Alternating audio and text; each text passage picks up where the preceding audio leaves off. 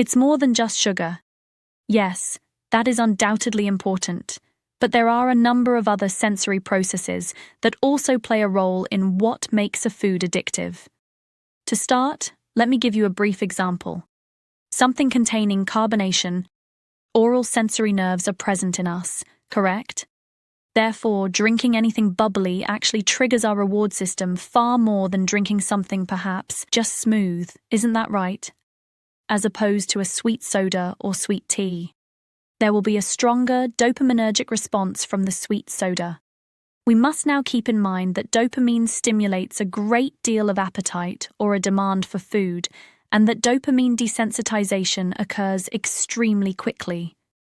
Dopamine stacking, which occurs when you have foods that are sweet, salty, heavy in fat, or have a nice texture stacked on top of each other, causes enormous dopaminergic spikes. When that occurs, you will deteriorate that system more quickly and require more and more to achieve the same result. Because food is delicious and we consider these factors, it's simple to forget. So, carbonated drinks, of course. That is something to consider. However, we must also keep in mind that we can use these factors to our advantage when we are attempting to limit our appetite or refrain from eating. To prevent ourselves from eating, we can take advantage of these sensory stimuli that can provide us with a small dopamine boost. You see, there's a fine balance there. They can occasionally be troublesome when coupled with meals. To make it a little bit easier to avoid food, you can also use these dopamine boosts without eating. Do you see the thin line I'm attempting to thread there? Thus, we will begin with items that are crunchy. Take a look at this. In an Oxford study, participants were given Pringles. All right, it's clear that Pringles are crunchy. They also made them wear headphones and a microphone while they were in a soundproof room. Each time they took a bite out of a chip, they would either adjust the volume up or down for a public gathering. Thus, it would either intensify or weaken the crisis. This is what makes this study so amazing. It's crazy. The subjects remarked, "Oh, these Pringles are more fresh," as the volume was increased. When they turned down the sound, the subjects responded, "Oh, these are stale," even though they wanted to consume more. We wish to consume fewer of them. Therefore, we get a dopamine rush merely from hearing it. And evolutionary processes are the source of this, correct? The crunch you experience when you're eating tells you that you're eating, but food manufacturers and scientists have figured out how to take advantage of that. As a result, the crunch can benefit us in many ways, but we could also use it to our advantage. I don't advise you to crunch on ice because it's probably not the best thing for your teeth, but some gas stations have ice that's more, I don't know what we call it, the fun ice, that's going to be softer, and you can crunch it without breaking your teeth. I discovered that it's like a really aerated ice that does something when you just get a cup of it. It gives me a slight high and makes me feel as though I can fast for longer. In fact, it's pretty damn cool. I now see that it has some scientific foundation. We can actually feel contrast in our mouths, so I'll go on to another one that's incredibly fascinating. Contrasting textures. Thus, a crunchy, then soft substance. Probably not something we would find in nature very often. A tater tot is a fantastic example, isn't it? The outside is crunchy. It's tender when you bite into it. The contrast is detected by the nerves in our mouth, and they may say, "Wow, this is almost unnatural from a sensory perspective." That would make sense then, wouldn't it? Since the majority of those items are highly appetizing processed foods, we wish to stay away from them. They would be really addictive, but you wouldn't want to eat them all at once. After that, we examine how we may take use of this. Therefore, it's possible that you're attempting to go for a while without eating. What are you able to accomplish there? Or how would you jokingly inflate your meal to have more of this? Thus, one technique to cook a steak would be to have it crispy on the exterior and tender on the inside. Isn't that right? You can also acquire the nourishment you need by adding something crunchy, like your eggs, which are heavy in protein and soft. Perhaps you added a tiny bit of something crunchy. Perhaps some coconut flecks was applied. With eggs, that would be strange, but you might manage. All right, there's something there.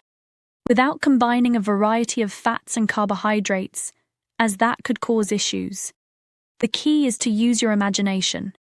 Although I don't have all the answers, you will actually feel more satisfied if you combine something that is both crunchy and soft, so you can bite into it at the same time. Therefore, you may have a relatively tasteless meal that is yet quite delicious. Now, I can say with certainty that green tea suppresses my appetite. Definitely, and there is a plenty of scientific evidence to support that. Green tea's EGCG is well known for suppressing hunger. All right? Thus, it has a significant impact on it. Additionally, caffeine alone is a powerful appetite suppressant, but decaf green tea has a comparable impact. Green tea contains thermogenic ingredients. Therefore, without even consuming calories, green tea can raise your body temperature and promote a process known as dietary-induced thermogenesis. In fact, your appetite decreases as your body heats up. Additionally, there is proof that drinking green tea causes satiety hormones to be released. In actuality, it raises leptin and blunts ghrelin. And a portion of this can be attributed to green tea's strong antioxidant content. Could coffee produce this effect? To some extent, however, when it comes to suppressing appetite, the data is actually higher in favor of green tea due to its non-caffeine-oriented effects. Therefore, one of my favorite things to do is to drink green tea to reduce appetite. It's very effective. Although Peak Tea offers a wide variety of teas, I particularly enjoy their fasting teas. They have two types of green tea, matcha and ginger. I'm a huge supporter of green teas because of their antioxidant profile, but they also have various teas that you may drink at different times in between meals. They employ an amazing method that further protects the antioxidants. They employ a method of cold extraction. Thus, the antioxidants are preserved. They're not being denaturated by you. Processing tea frequently denaturates the antioxidants or the benefits of green tea in the first place. Thus, those antioxidants are actually preserved by this cold extraction technique. Additionally, everything is triple screened for toxins to eliminate the possibility of heavy metals or other environmental contaminants that may occasionally find their way into tea. As a result, we are discussing really straightforward topics. Additionally, it is precisely dosed and measured, allowing for fast dissolution in either hot or cold water. As a result, it dissolves rapidly and is precisely calculated for the ideal quantity of antioxidants, whether you prefer hot or iced tea. I therefore do this several times a day, particularly when I'm fasting. All okay, cold stuff. This is really crazy for cold foods.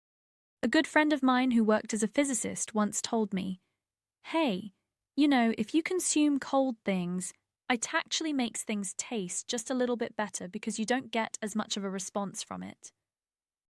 This was back when I was trying to gain muscle and increase my appetite.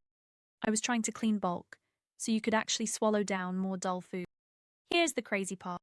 This is supported by facts, and it's remarkable since ice cream illustrates how it might actually have the opposite effect. The research on ice cream is fascinating because it demonstrates that the sensation of cold actually lessens the quantity of sensation that is experienced in the mouth. In other words, you want to eat larger portions because you reduce the amount of sensation in your mouth. You want to consume more of the tasty items, like ice cream or cold foods, because you can't get enough in one bite. You therefore begin eating more quickly or in larger portions. And you probably start to notice this if you pay attention to what you're doing when eating ice cream. Much of what we need to sort of elicit a taste response is driven by these heat. So consider, after eating more, you also experience various side effects, such as blood sugar spikes, that you weren't even aware you were experiencing. Thus, ice cream is frequently sweeter than we realize. Once more, a milkshake then would be an example. You will consume this in large quantities. You should take large gulps. Who drinks milkshakes in tiny sips? Really challenging. Can you take use? In other words, you may take advantage of it by eating some ice or ice water once more. In fact, chilly things are going to stop. You should therefore drink more water. That's why you usually want to drink more of something like cold water, even though it's bad for your brain since it causes a brain freeze. So, in terms of hydration, it's excellent, but occasionally it might just go down a little easier when it's cold, such as when you're attempting to eat something bland. That doesn't mean you have to eat a cold steak or anything, but it will make you want to eat more of the excellent stuff and simply get it down because you won't have to put up with a taste that is monotonous and bland. Naturally, you might now simply add salt and proceed as you choose. That one is somewhat arbitrary, but it helps clarify why cold, sweet sweets often increase hunger. On the other hand, you will be more hungry when you are not required to chew it. Thus, another example of this is ice cream. I take it you don't have to chew it. Therefore, you aren't receiving the satiety signals that come from chewing when you only have to swallow it or mash it in your mouth. In order to circumvent this, you can really chew some gum before eating. Chewing gum before to eating will cause a slight drop in grine and a slight increase in the production of those satiety hormones. The neurological signal begins here, right, as we are chewing, and we forget how much. Therefore, chewing a small amount of food really triggers and signals to the brain that it is time to start reducing appetite because food is about to be consumed. However, you can see how it's easy to go overboard if you're just scooping soft foods like yogurt, ice cream, or pudding. One of my tricks is to add protein powder to yogurt if you want something soft, like yogurt. We have previously discussed this. Collagen protein might be the cause. It could be ordinary protein. In my opinion, whey protein performs somewhat better, but you can mix it with yogurt.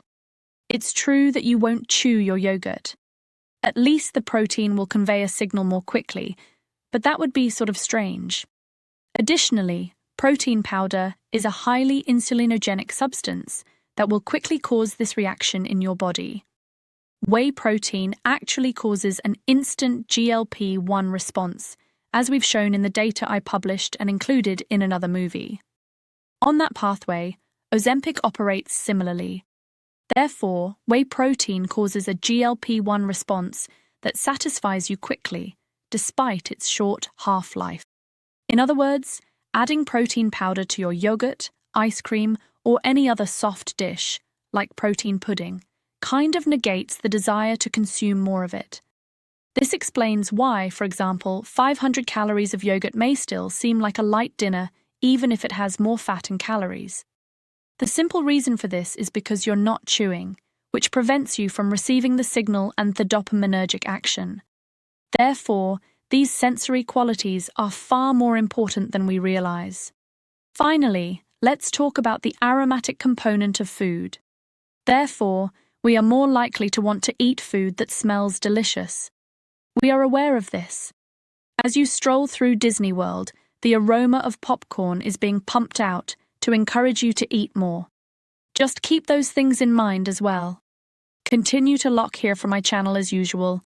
I'll see you in the morning.